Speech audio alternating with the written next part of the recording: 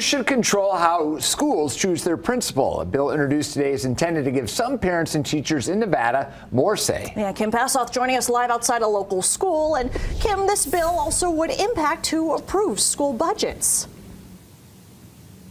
Yeah, that's right. It would give some parents and teachers an actual vote on school budgets. And for that reason, this bill has both a lot of support and opposition.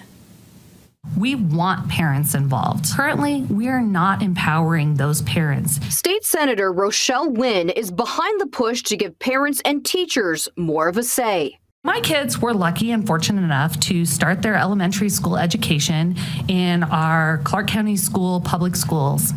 They attended a 5-star elementary school. But when a new principal came in, she says everything changed and she pulled her daughter out. It was heartbreaking to see what happened next. Their school lost about 80% of all of their teachers in that first year. Their school rating, their star rating plummeted from 5 stars to 3 stars in a year.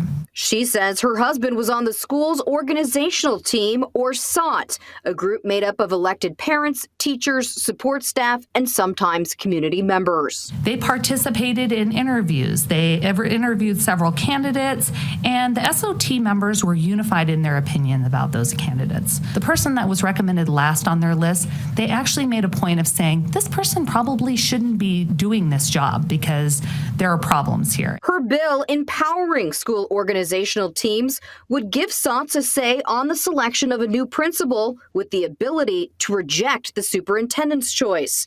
It would also give them power to approve school budgets.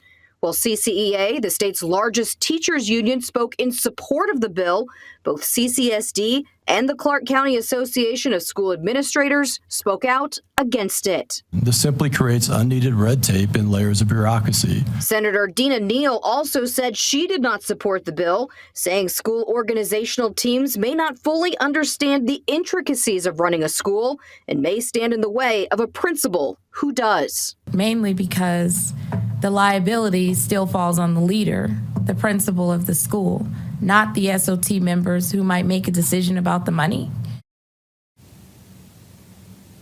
And you may remember back in 2015, there was a push to break up CCSD. 2 years later, there was a law passed giving more power to individual schools and principals, and supporters of this new bill say that that would strengthen that autonomy. Reporting live tonight, Kim Passoff, Fox 5 News, local, Las Vegas. Kim, thank you. And the next hearing on the bill has not been scheduled.